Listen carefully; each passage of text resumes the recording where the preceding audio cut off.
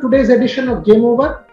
Three central things I want to talk about today. One, England has announced its 15-member squad for the Leeds Test match. Zak Crawley and Dominic Sibley have been omitted and asked to go back to county cricket. David Malan makes a comeback.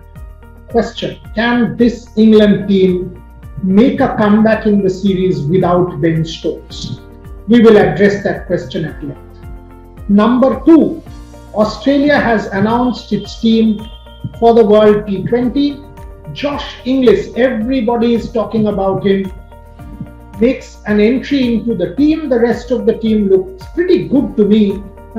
Really good bowling attack, good batting attack. Australia full strength side will, according to Ricky Ponting, be a serious contender for the title, recent results notwithstanding.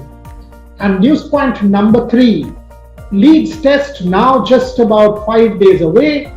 Can Team India make it 2-0? What should be an ideal Indian combination for Leeds? Should they do any kind of change, or should it be the same side that won at Lord's? So let's start with the England team. Dominic Sibley, who looked completely at sea against the Indian pace attack, they worked him out with that leg stump line, has been asked to go back to county cricket. David Malan makes a comeback. What does this mean?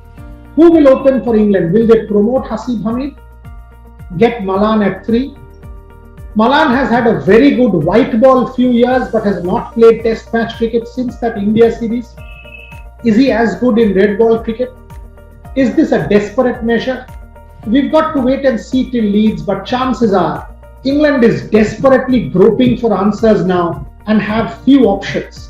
Except the Joe Root, not many players look like even getting 100. Does a Haseeb Hameed look that confident to you, or a Rory Burns? Johnny Bairstow looked decent in patches. Joss Butler in the first innings got in and then got out in the second innings, crucial time, but had already given a catch to Virat Kohli.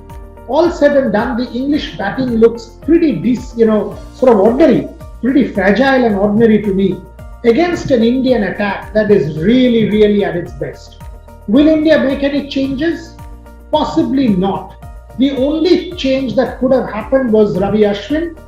But with this pace attack, the way they have bowled, each one of them, I don't see Ravi Ashwin making it into the team. Will they replace Jadeja? But with Jadeja, the batting is at till number 7, you can say Bumrah and Shami. But not every time will Bumrah and Shami bat like the way they did at Lord's. And without Ravindra Jadeja, that's a bit of a problem.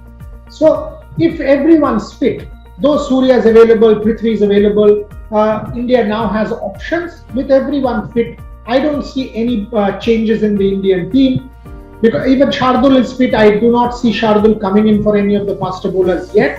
Maybe the rotation might kick in after the third test match. But the way the Indians have gone about their business so far, I don't see any changes in the Indian team. Obviously, they will wait to see the conditions before taking a final call. The Australian team for the World T20, look, it's a good side. However much they have been underperforming in recent times, a team that has Finch and Mona, Glenn Maxwell, who has underperformed at the world stage but is in good shape this year in shorter format cricket, even in Australia, playing for Australia, beat the IPL. Maxi has done very well. If you take a look at the other batters, Marcus Stoinis, always handy, has not performed at that level at international cricket, but can come and make a difference. Josh Hazlewood, Patrick Cummins, Mitchell Starc, extremely good bowling attack with Swepson. So Australia does have the team to beat anybody in the World T20 on their day. There are a number of match winners in that side, and everyone's talking up Josh Inglis. So that's another big inclusion. Ricky Ponting talking him up. A lot of the Australian former cricketers have talked up the inclusion of Josh Inglis. So that's a good side going into the World T20. Finally, as I said, I do think India should go in for the kill at Leeds. India should go in for the kill, at the Headingley and finish the series off taking an unassailable 2-0 lead. In other sport, very, very good day for India at the World Athletics Championship, winning that 4x400 bronze, 320 timing, 320-60, bettering their heats timing when they finished second overall. That's an excellent result as far as the Indians are concerned. In World Wrestling, Ravinder finishing with a silver medal, yet another multiple bronze medals, yet another great outing for the Indians. The first batch of Paralympic athletes have already landed in Tokyo, others to be on their way soon. So all said and done, the good period for Indian sport continues, and we will keep celebrating Indian sport on Game Over. So watch this space. We'll be back to you.